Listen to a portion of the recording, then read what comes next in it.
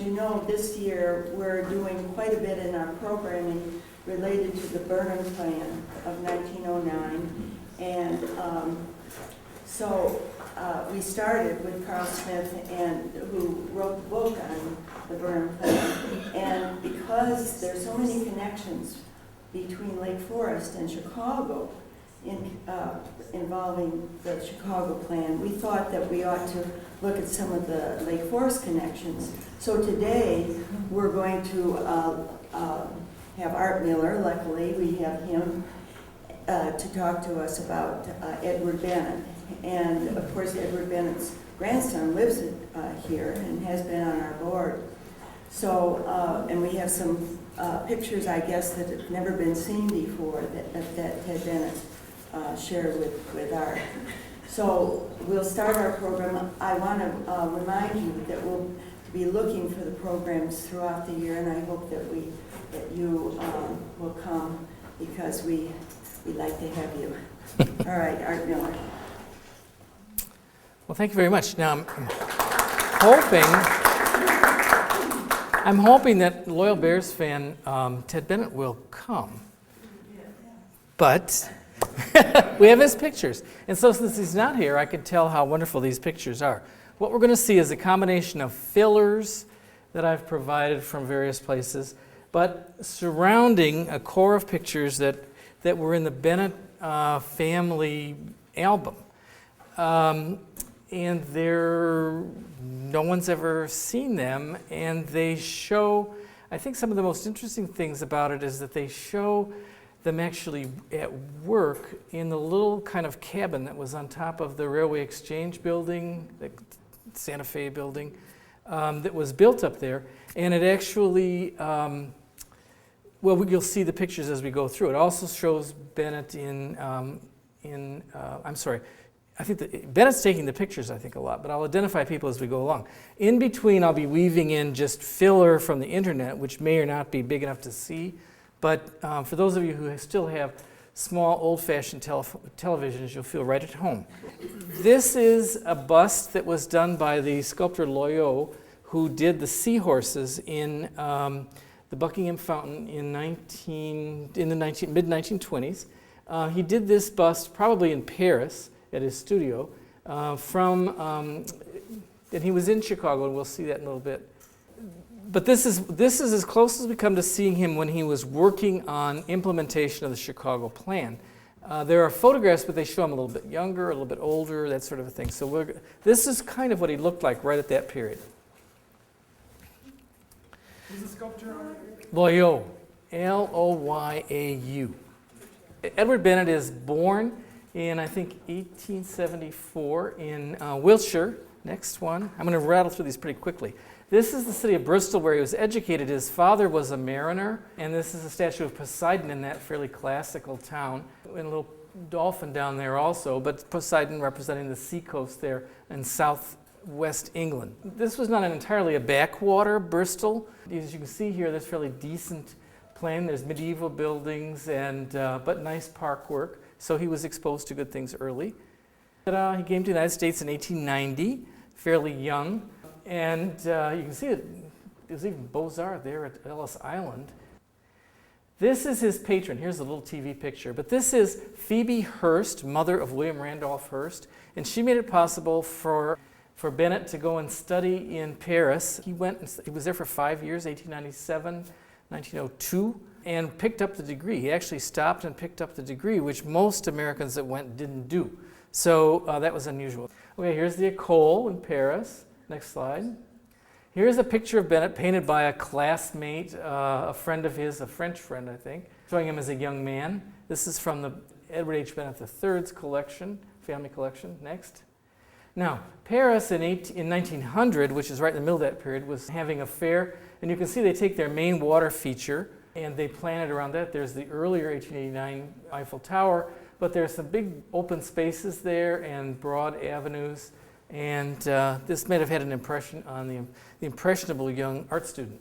Okay, this is just a painting showing the way people lived in the streets in Paris, very comfortably moving back and forth. The scale was great. The buildings were the same height. Okay, for his final project, and it was a contest-oriented kind of project, they called them concours, he won first prize for drawings. This is Chartres Cathedral outside of Paris. Next slide. This is his drawing of the, I think, the north entrance to that north portal to the cathedral. This is now hanging at the Bennett's. Next. And this is the royal door entry, and you can see his detailed drawing. Okay, during that period, they were publishing every year the annual results of the big contests. And at the college, we have some of these volumes, including 06-07, right before the Burnham Plan was, when it was getting going. But this is just an example of the kind of things they did, a port for the seaport in western France, Brest. He at some point did sketches, and this is from his notebooks.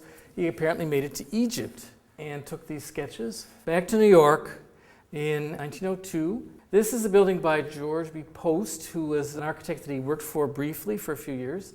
By 1905 or so, though, next slide, Pierce Anderson, who was the designer for the Burnham firm, had known him, and actually Burnham had sent him over to France to study from Chicago, was his patron, and knew Bennett there and said, gee, you've got this contest coming up in New York for a big job. Why don't you hire Bennett to help you? Here's an earlier picture of Burnham. Next slide. Now, this is West Point, and they were going to do a plan for West Point. Lots of people did. Frost and Granger did a plan for West Point, believe it or not. Lots of people did, and neither Frost and Granger nor Burnham with Edward Bennett got the gig. However, Burnham really liked working with young Bennett, and they set up a later job. This is a plan for San Francisco, 1905. The Bennett firm did this, and they went out there, and Edward Bennett went out there to work for him. Next slide. This is the picture from Bennett's notebook of the cabin that they built on a hillside overlooking the town to where they set up their shop. I hadn't seen a picture of that building before, but I've read about it existing. If there is a picture, I don't know about it. And here's a picture, I guess, also by Edward Bennett, looking down over toward the city with the cabin on the side, and there's a picture of Burnham. In 1906, Bennett came out and joined the Owensia Club. Joan Draper, who wrote a biography of him, said he lived at the Owensia Club. That seems kind of unlikely, but he might have been out here weekends and things like that quite a bit in that period. Maybe in the summers could have stayed out here. But this is what it looked like around that time in 1906. He met beautiful Catherine Jones, whose family lived just to the north of there. Her father was David B. Jones, at that time an important trustee at Princeton University and also at Lake Forest College, doing some important things there, and a real estate investor. This is a plan for Manila that Burnham had been doing in that period, but they did a summer capital for the Philippines at a town I can't pronounce. Next slide. And this is from, is Banyao or something, Banyao? In the Philippines, a summer capital, and this is from his notebook, and he's said that down there it says it's presented to him by somebody. Next slide. That's Baguio, isn't it? Baguio, is that how you pronounce it? There we go. Baguio, that makes sense. Okay, there's the plan, which comes along by 1907. Those of us who know some of the things about Lake Forest know that our local resident convinced Burnham to do that plan. He was a life insurance salesman. Name of Charles Dyer Norton, lived just west of the Presbyterian Church in the big white house that's there on Deer Path. He built that in 1906. Got the college to do a plan, a big plan at that time that led to some of the dormitories and things that are there, talked them into doing a plan. His wife was Catherine McKim, the niece of Charles McKim, the architect.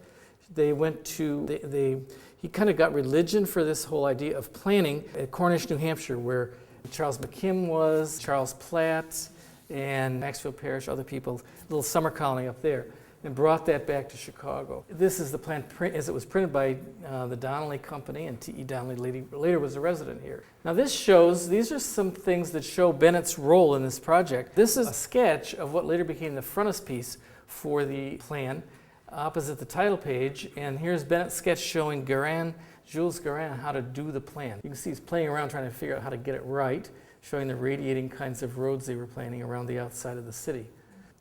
Now this is a working picture of in the Burnham office. On the right, you'll see a plan up against the wall there, and in front of it, a very tall guy standing. That is Charles Dyer Norton.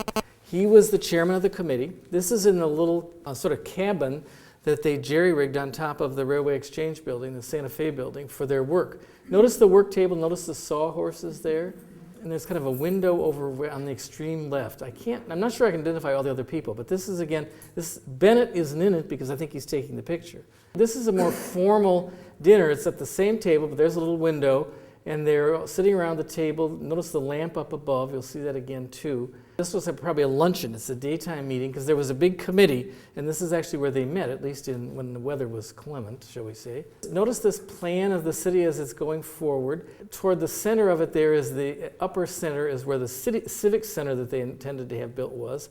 It sort of recalls a little bit some of the relationships that plan for the 1900 plan for the exposition in Paris. You'll notice the port down below, something like where the Adler Planetarium would end up on the lower left, and on the lower right, something like, but not exactly the same as Navy Pier, with some protection for the port, just like we saw in that picture of Brest that was done in the 1906-1907 book of published plans from the École. Okay, if you look carefully, and if it's clear enough, you can see that that's the very picture being pointed to by, I think, Burnham on the plan there, and that might be seated next to him, Norton. Here it's bright daylight, same table around, the windows are the same. Notice the lights up above, same place. Later, this looks like an evening dinner with a fancy, see the fancy flower centerpiece there? And you can see the plan in the background again for the city. See it there, just behind that vase? But he's obviously working with his team of the committee, the large Chicago Industrial, so the commercial club who were behind the whole project. What's interesting about these pictures is that I'm not sure that anybody's ever seen pictures of them actually working on the plan.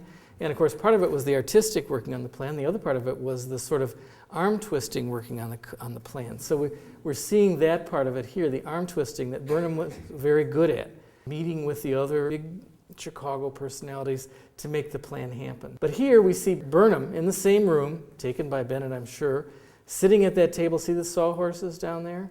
And with the plans on the wall and actually at work. And I'm not sure that we have, maybe others know other pictures of him actually at work. I know there's a picture of him facing Route where they're talking in front of a fireplace, but here he is actually at work. So these pictures are extremely interesting for the view they give, the insight they give into how they actually did the Burnham plan. And of course, we don't see them drawing pictures, but we can see a little bit of insight into the process by we have the sketch watercolor that Bennett did showing Guérin where to do the ideas. Because one of the things that's come up, and Josh is here now, he'll be showing later, the college is trying to do some virtual Burnham plan things, and Tom Rakovich has been helping with that. And it's the problem is to try to figure out which came first, the chicken or the egg, with the drawings and the things and all, and who was giving directions. And so maybe some of these things give a little bit of a clue as to, at least with that frontispiece, we can see that Bennett was suggesting what that picture should look like. Here's a rendering of that same plan. Now there's another view of it coming up next slide. Now look at this. This is looking south from the vantage point roughly near where the kind of Navy Pier type thing might be with the port around it. And look at you can see toward the top of the picture, looking south, you can see what they call the northerly isle. Some of us remember fondly as Meigs Field, the space formerly known as Meigs Field, right? And with the lagoon there. And this would play a role in future plans that Bennett was involved in also. Now hold this thought in mind of what that looks like and look at this next picture, next slide. Okay, this is 1911. Edward Bennett did a plan for Lake Forest, commissioned by the McCormicks, Edith Rockefeller and Cyrus McCormick, who were neighbors down in southeast Lake Forest. And notice how it's got kind of lagoon system, just like in another plan. It's got the port kind of surrounded. It took until the mid-1980s, of course, until the beach got done. Not exactly the same, but not all exactly different either. There aren't the islands off of there now, but there's some of this idea in what actually got built at the beach. You can see there's kind of a terraced walkway in the Italian manner up the bank to, and I'm not sure if that's going to Deer Path or what, but they were trying to make it formal. There's Edith Rockefeller McCormick in that period, what she looked like, and Cyrus in that period. Now, This is Catherine Jones, looking as she would have maybe perhaps around the time when she was being married in around 1912, and Ted will jump in to correct me when I get these dates wrong and things like that, to Edward Bennett. This is a beautiful portrait painting by an artist named Shannon. Now I have to show this little house. This little slide shows the Bennett House, and I can't think of a better way to show it than on the cover of Classic Country Estates. But it is a picture that's on the web, and you can see it in full size. If you go on the web to the Archives of American Gardens at the Smithsonian, there, if you go into there and just put in Edward Bennett, this is one of a few pictures that will pop up there. It's a colored glass lantern slide from around 1930. Now these are some interior pictures from the Bennett family notebook, and it shows the entrance hall at the Bennett House, which is built in 1915, 1916. Another view of the same space, but kind of interesting. And they liked the tapestry. Here's a picture of the tapestry from upstairs, and you'll notice the steel stairs and the curving stairs. This became more common after this, 1916. I don't know that there are many examples of it in town before that, but it's certainly a very Parisian stairway. Outdoors. This is later. I think I heard from maybe Mrs. Lacey that it was Fletcher Steele that did the gardens, and maybe in the later 20s. I may be wrong on that. No? No? Nope. I haven't heard that name. Okay. Somebody told me something about Fletcher Steele, who's a major landscape architect doing this in the 20s. So this I would place, and Ted could correct me, the little guy there looks like he might be 9 or 10, something like that. That would be Ted's father. Would that be right, if that was in the late 20s? Or? He was born in, what, 15? Oh, okay, so this would be earlier than that, maybe 1925 or so. Yeah, okay. There he is sitting on the steps, but you can see there then the trellis work that was surrounded Flora, and Flora is still there, and the fountain is still there. There's a bigger picture of Flora, and notice that wonderful trellis work.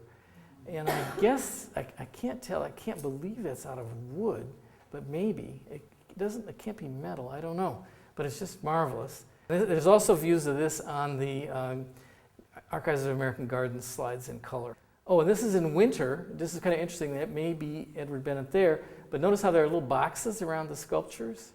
Sort of interesting, protecting them. Now, this is neighbor just to the east across Green Bay Road, Arthur Aldous. He was a developer in Chicago. Here he's shown as master of the hounds at Inwencia, which was just down the street on Green Bay. He also was a real estate developer, well-established real estate developer in Chicago, working for Boston Interests, building tall buildings, and was interested in doing some developing in Lake Forest in sort of new city beautiful manner. This is Howard Van Doren Shaw, who also was interested in development, having done West Park and the estates across the road starting in 1907 or so. And this is the plan for Market Square. Bennett was a consultant, worked on this at the same time he was building his house, Market Square. And they went through 3 plans, so I'm sure that this was every bit as intense as what they were doing with the whole plan of Chicago, even if not on the grandest scale that it is. But there were 3 levels of, there was a 1912 plan, a 1914 plan, and this is the 1915 plan. Just shows a view of the store formerly known as Macy's or Marshall Field's. Now, this going back to the city, this is the view from the plan of 1909 that shows a view of what the river might be like with the bridges. And notice the quays along the side, or river walks as we call them. But it looks very Parisian, doesn't it, to see those walking places down below, or delivery places. This is a postcard from around 1920 showing the development toward Upper Michigan Avenue with the bridge in place. Notice the Wrigley Building, which is there from 1914. It's got a tower. But notice the uniformity of the building's heights. There are towers sticking above those building heights, but that Michigan Avenue streetscape is pretty much not going higher than a certain level. Now, that's an important concept. Look at the next slide. Okay, City Hall in Lake Forest. Bennett didn't do that, but starting right around this same time in the early 20s, through the 20s, it's documented in the Art Institute that basically they were outsourcing the city's planning functions that we now do, Peter Coutant and things like that, to the firm. And there was a Mr. Frost that worked in the firm who was corresponding back and forth about every little zoning detail. They had, in 1923, they passed a zoning ordinance limiting height limiting, well, they didn't use the term bulk, but in effect bulk, setbacks, and all that sort of stuff. That went in first in 1923, drafted by the Bennett firm, so it dates back to that period. And then the next slide shows some of the impact of it. This is a picture of the college, but looking towards Chicago, but showing how heights are limited in town. You don't see them popping up above the trees. And they also were, every time there would be an adjustment, it would show up on the microfilm that you can find at the Art Institute that shows, like, for instance, the old Anderson family place, James Anderson Place on Illinois Road, gets rezoned from residential to retail in 1928. They do some changes. They scale up the residential zoning down south of Unwencia Road along the railroad tracks heading down toward South Lake Forest so that it can't be multifamily or anything like that. So they're tinkering with where there'll be more intensive development and less intensive development in the 20s when all that work is going on. Of course, the big accomplishment downtown in the 20s was Grant Park, done in a very French manner with axial views and vistas. Not exactly where it showed up on the plan, but there you can see out there Navy Pier and the sort of breakwater out there, just as like in the Brest plan, just like in the one that was even done for Lake Forest. Buckingham Fountain is in place. This is from Classic Country Estates, a picture used there. Edward Bennett is in the lighter suit, second from the right. And I think that's Loyot on his right, the sculptor. These are all people in town from Paris working on Buckingham Fountain, which is twice the scale of the Fountain of Latona at Versailles. The two women, when I was writing the caption back in 2002 or 3, I couldn't figure out who they were, but I'm pretty sure that is Catherine Jones Bennett. Probably one of them must be that. And Ted can correct me if I'm off the beam here. There's no way to see. No, yeah, and probably her sister. And there's a picture from the Bennett's, next slide, from the Bennett family things, next slide. These are the Jones sisters, I think. 2 of the 3. 2 of 3 Jones sisters, okay. And so maybe some of those are ones that are probably in the picture. Okay, this is one of the seahorses down at the fountain, and this is what Loyot was working on and what brought him to Chicago. Next slide. There's the fountain in all its glory, and just to the left of the highest spurt there is the Railway Exchange / Santa Fe building where they did the plan of Chicago. And this is obviously a more recent picture, but you can see the fountain in all of its regalia there. Now, back to Charles Dyer Norton. What he did, he was here just briefly. In 1909, he was appointed to be secretary to William Howard Taft, who became President of the United States. I think that would be like chief of staff today, but they weren't quite as developed in the staffing at that point. So he was the secretary to him. He had built this house in 1906. Hugh Garden built the house. Landscape was by Jens Jensen. We see it here developed as it was later by Stanley Anderson, and this is just west of the Presbyterian Church. But after the Taft administration ended, when the Republicans did a brilliant thing, they had the regular candidate, William Howard Taft, and then a bunch of them bolted for the Progressive Party in 1912 of Theodore Roosevelt, and Woodrow Wilson became president. So back he went to New York this time, and he moved to New York, Norton, and in 1921 started a planning process there for a regional plan for the city of New York, which was it was finally published in 1929. Now, this is not that plan, but it's just to show the relationships. But Bennett, who was from, they'd worked together before, he knew him well, he was responsible for the Staten Island part in the lower left, and New Jersey, which is around it. That part of the plan was Bennett's sector of the plan. This tiny little picture is just a view of McCormick Theological Seminary in Chicago, which was the place where Dr. McClure, who had been the Presbyterian minister from 1881 to 1905, next went and was president there until the late 20s. This is Dr. McClure. Next slide. This is a plan for McCormick done by Bennett's firm. And so it shows, again, the connection with the families. This is published in McClure's History of McCormick Seminary, which was published in 1929. The firm had a heavy practice of doing these kind of things in that period, very well known. Okay, starting around the same time, late 1920s, the Century of Progress for 1930, actually it was 32, 33, 34, but it was focused on 33, when 100 years after the city of Chicago was founded. These are night and day views of the administration building, which was one of the major projects, and Bennett was one of the architects for this. Okay, here it shows the planners, and Bennett's in the back row there. You can see him there, hovering over the plan for the fair of 1933 on that northerly aisle, which we saw earlier, and on both sides of the lagoon there, with the Adler Planetarium probably up there in the upper left there, or that model. Next slide. So the administration building, this shows some of the views. Very different architecture than a few years earlier. And just for background, it's important to mention, I guess at this point, that Le Corbusier was a popularizer, I guess you'd use the word, a proselytizer for the new international style that was coming from the Bauhaus and from Germany. Franz and Tom can correct me when I get wrong on this. But his book was published in French called Toward a New Architecture in 1923. And I think in 27 it was published in English. There are some interesting sections in it. Before he gets to talking about architecture a lot, he talks about the streamlined character of ships, cars, and airplanes, and how this should be transferred to the building arts.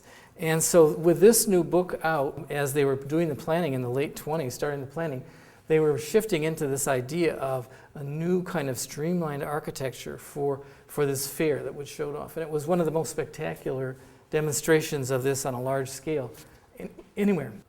This is a plan for 1932 before it opened, and then it stayed open an extra year after. So they got 3 years out of the fair, which was pretty good.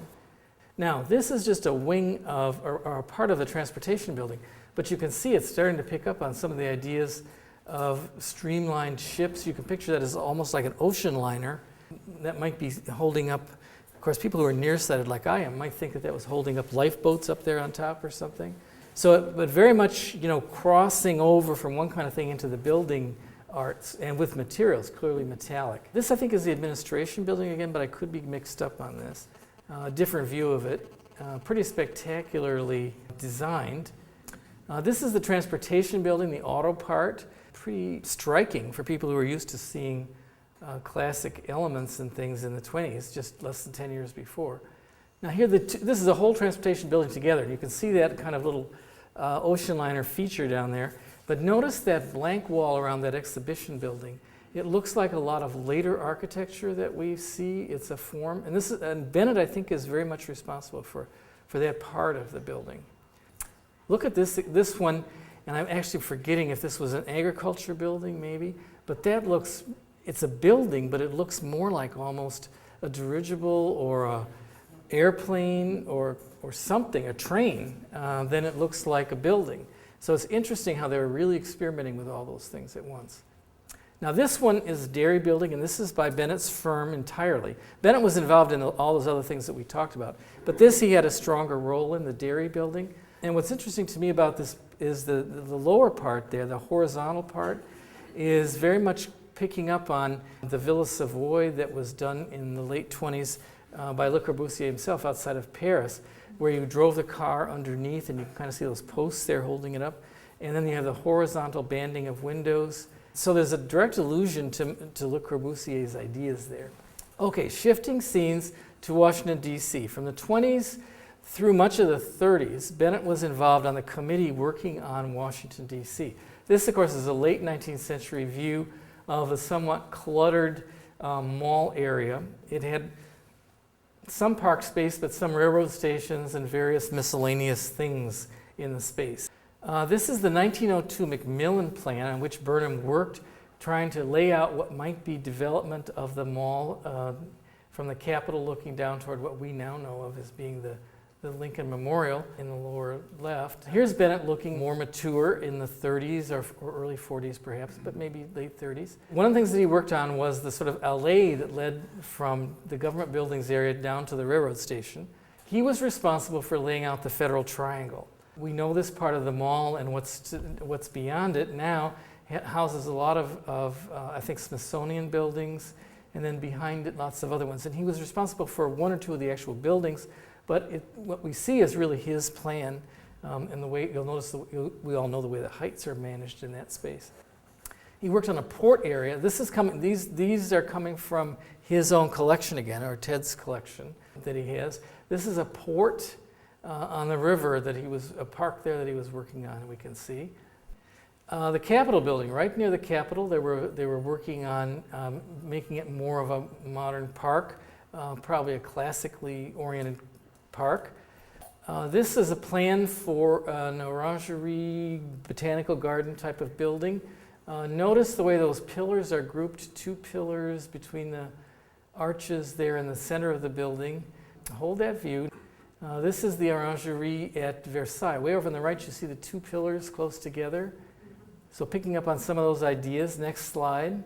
And this is from a different angle what that building, very classical building, looked like that it's built, and that part is still there, I'm pretty sure. I think that the part that's the conservatory covered over with glass was redone in the 70s, but this is still there. Okay, back in Lake Forest, little Junior, who we saw playing by the fountains, had grown up by, this would be what date, Ted? 1940, late 30s, somewhere in there? Probably late 30s. Late 30s. Edward Bennett is on the left. Catherine Bennett had passed away in 1936, I believe. And the second from the right is his second wife, whose name was Olive. Yes. And there are Ted's father and mother at their wedding. So, no? No, somebody's. What we have there is we have Olive's daughter, Betty Oh, Mead. Olive's daughter, okay. Olive's daughter, Betty Mead, who married George Merck of that kind of fame on the East Coast. Okay. And is still alive and well. So this occasion would be, Probably, we're debating if it's a debut or what, I think it is a debut, I think. okay, good. But Bennett, despite his baldness, Bennett Jr., despite his baldness, is not as old as one might think. Okay, good, all right. Runs in the family. Now this is Edward Bennett, this is dated 1946, probably at the farm west of the tollway, now Bennett Woods, I think. There was a big farm out there. He loved to ride horses, and that's probably what brought him to Wency in the first place. There he is again, and Ted thinks that that's out there, a big silo that was out there. A different horse, nice horse, very nice horse. And now here he is, he had a Schweiker build him a house in Tryon, North Carolina. And here he is in some style with a smoking jacket, and the peacock lends a certain je ne sais quoi to the whole scene. Anybody who's ever, I mean, how they got the peacock to pose, I'm not sure, because they're not usually very reliable birds. But it makes a great picture. Just brings us back to mention that we think of Edward Bennett with all that he accomplished in terms of plans.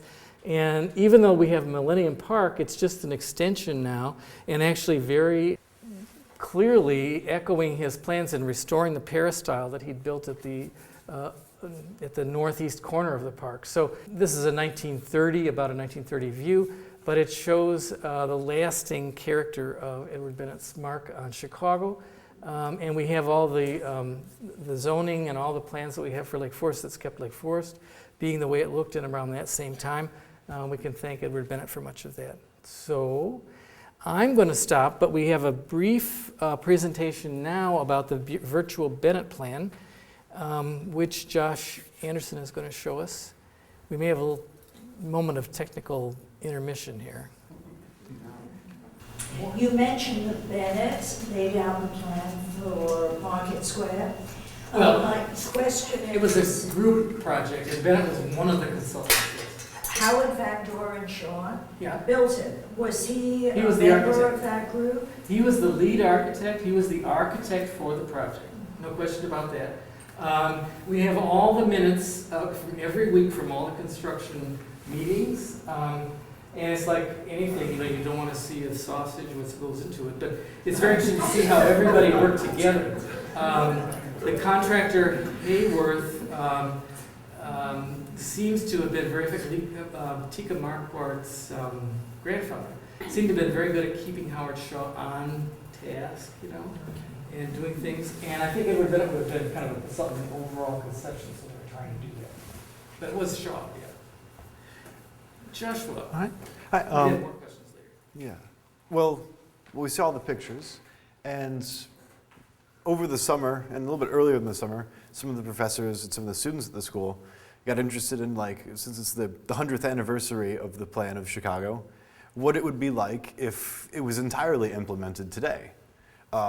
As we know that Grant Park doesn't have these 3 big buildings, which is the Letters Building, which is like a large library, the Field Museum, which would, I guess, be right here, right now, and in Millennium Park, a big arts center, which is still kind of how it worked out anyway, I suppose. But we know that like this stuff didn't happen because of Montgomery Ward. Is it Montgomery? Yeah, Montgomery. Yeah. The watchdog of the lakefront, he said that we can't build anything there, which becomes important because of the problems with the children's museum that's going in now. So we started working on building some of these buildings, and the Rekovich, he was kind of our consultant that told us how we were wrong on our first parts, because Lake Forest doesn't have an architecture department. And your school, like Notre Dame, is the only school that has a classical department, right? Correct. Yeah, and so it's kind of almost like a dead art now of doing these like classicist buildings, and there are only a few views of any of the buildings in the plan that we did starting out. Now we're finishing the rest of the harbor, and then we're going to start on the some of the buildings that were there at the time of the plan, but then have since been knocked down, like the Armory on Michigan Avenue, which was Pine Street before, like the train station that was supposed to be there. But this is the original Field Museum, that the dome is directly over where Buckingham Fountain is. And so this is what would have been there. And this is, I think, a little bit less than 1,000 feet long. They're really large buildings, and it's pretty similar to the Field Museum as it is now. But the idea is, when this is done, we'll be able to have the entirety of the city mapped out, kind of where there would have been buildings, where there's something new now, we're going to replace it, and it would be like you could walk around the city through Google Earth and look at how the city would be if it was entirely implemented. And so far we've gotten, it's amazing when you go from walking from the train station in Ogilvy, and then you look out, and then there's these giant buildings instead of those two fountains that are there now. And then this is the Letters Building, which I did, and they're just these really interesting buildings that would be completely out of place, I think, now. I'm always amazed when I drive down and see the Field Museum down there and Soldier Field, how different they look from all the modernist stuff that you have. Was this going to be up by Millennium Park? No, this would have been south. Oh, south. Yeah, this is over by like the shed. Oh. Yeah. So, and they're really big files. So when you move them around, they lose their details. But so instead of open space by the shed, you'd walk up onto this. And then the third building that we have done, we only have the 3 done right now, are the Art Building, the Letters Building, and the Field Museum. And then this was done by a graduate of the school who is working with us while he's at DePaul. This is the Arts Building, this is right over Millennium Park. And it's kind of going slowly. These really intricate buildings that have all these really strange, I guess not strange, but they're strange to someone who doesn't know as much about architecture, these ideas of how the entrances, you can see like everything goes straight back, and then it's supposed to be in the middle of these halls, and they're so much more thought out, or I suppose they're not more thought out than modern buildings, but they appear to be to me so far. But this would have had like 3 theaters and an art gallery, and I don't think it was meant to replace the Art Institute, because the Art Institute was already there at the time of the plan. But this is what we've been working on, so I don't have to feel bad that they're not exactly the same. This is the only picture of the Letters Building that we have, and we've kind of had to go from that. This is from the side, and there's just these, it was such a headache that with going into this that it looks like 3 or 4 buildings when you go into it, and then having to decide. There were I think like 15 architects working on the plan at any one time, and it appears none of them talk to each other, because the idea was. The idea was to get something that would be like that would get people's attention and make build some fervor for like deciding to change the city, and so they're all really amazing and intricate, and they like boggle your mind how that anyone would think of this stuff being here, but they're in no way similar. There's like 10 different versions of each of these buildings, and this is like the only side view, and none of them match this. He's also being a little bit modest, because when he came to my office with some of these preliminary digital images and the images from the Burnham plan, Art spoke very eloquently about the idea of the École de Beaux-Arts, this place that Edward Bennett had trained, and a number of the other architects that worked on the plan had trained there. And a part of that process was that you did problems in what they called a ski, which means essentially a quick, rapidly developed solution for building a plan, section, and elevation. And these architects developed this amazing facility with that, knowing classical architecture, how to shape certain kinds of volumes and things, halls, vaulted rooms, and whatnot. But they had a sort of shorthand, in effect, for it, that they would use for this ski, which they were then required to work under a mentor, an architect, in what they called an atelier, a sort of a workshop, where they would have developed those skills and gotten quite accomplished and been able to detail it to the way that we see a great Beaux-Arts building built today. In the plan, he came to my office and he said, well, we're working from this, and he pulls out what we would call properly a ski level sketch. That was a shorthand that the architects who did that were both faking it a little. There were things that they probably didn't even care did work, because it was about making an evocative image. It was about selling the plan to a larger community. You can do the buildings later. But his efforts, their efforts, were to take that miscellany, that sort of fudging here and there, but make it into something that actually looked correct and authentic and looked plausible as a building. So in fact, without having authentically studied architecture, much less classical architecture, he sat down with this kind of information and then made that transition from the ski that you see represented in the plan of Chicago, the Burnham drawings, the Burnham Bennett drawings, and turned it into this three-dimensional model of the building. I can assure you that that exercise is a particularly complicated one, because again, probably two views of that building didn't show it the same way, because again, it was a shorthand and it was a bit of cheating. And he managed to do this in a way that strikes me, and this is something I'm seeing for the first time in terms of this level of development, is remarkably plausible for how those very architects would have developed it over a period of time. Yeah. That's been the amazing thing about it, is that we met with Mr. Rakovich once, and we've kind of had free reign over things. And I've pretty much gotten a lot of this from looking at the old École de Beaux-Arts concourse, and which actually one of those is where that plan for the harbor, which I think that was in Paris, or no, it was in Paris obviously, but no, one of the French harbors, but yeah, but it's what's been great about this, which I think the reason why I was here to talk about it, is the idea that like the Wacker manual had that.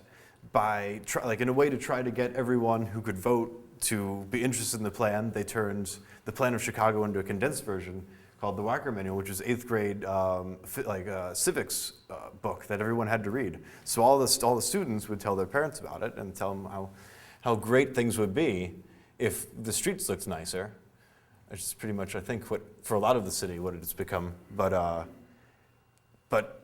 now there's just these students. No one else has any like real architecture. We're all art students, but no one else has architecture training, and they're trying to figure this out. And then I think some of it's going to go to Notre Dame, and then I think the project next year is going to move over to Northwestern for the most part. But it's interesting to get a chance as someone, because I'm from Palm Beach, that has like no history in Chicago, or especially, and anyone. Yeah. What do you think of your city plan? Yeah, and anyone who's been to Palm Beach a lot, or South Florida in general, knows there's like no building is older than 50 years. It's the least culture in architecture you can find outside of, I don't know, Nebraska, but Las Vegas. yeah, Las Vegas, yeah. Yeah, but I like Robert Venturi, and he's interested in it. But that's just mainly what we've been coming up with. It's been this new thing, and then we're bringing this over to Highland Park High School. They're going to build the train station, which you can see from the side. The Highland Park kids actually they're in a large way actually far more equipped to do this plan than us college students are, which makes me feel horrible. Because they have a really nice architecture department. And they're going to be building this train station, and there's like 4 or 5 different views of this. And then they're going to be building some of the buildings that we were talking about that were there but have been since knocked down. And it's amazing as a testament to how like resilient like a lot of the buildings in the city are that I went to look for buildings that were there in 1909 but have been since knocked down on Michigan Avenue and like in Wabash and a little bit further off the lake. And there's really not a lot of them. So there's not as many as I would have thought. But it's really amazing that these buildings stay for so long. And you get such a nice like history of the city just by walking around all the time. That's what I've been interested in, but that's about it. So, Yeah.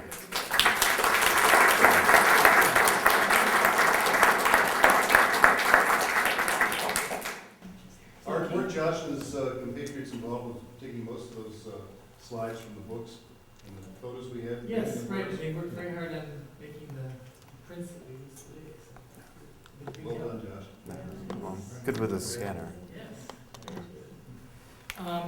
Now, Ted didn't hear me, I don't think, right at the beginning when I was talking about the significance of some of those images of the atelier that was up there on top of the Railway Exchange building. But I don't think there are very many places where we've seen architects at work both with everything spread out that they were going to work with, and also working with their clients. In this case, that committee from the Commercial Club of Chicago. And that's just a really special thing for us to have a chance to see this afternoon. And I just want to make special thanks to Ted and for making this all available to us. So thank you very much. And that frontis piece that you showed, I think you said that no one's ever seen that. Like you said Northwestern hasn't seen it, and the I think artists. a lot of people had grabs at it and missed it. Yeah, which is an amazing thing. I think I've spent 8 months on the book. And that's the thing you see every time. And no one, as far as I don't think really any institution has seen that original watercolor of it. Thank you for coming. And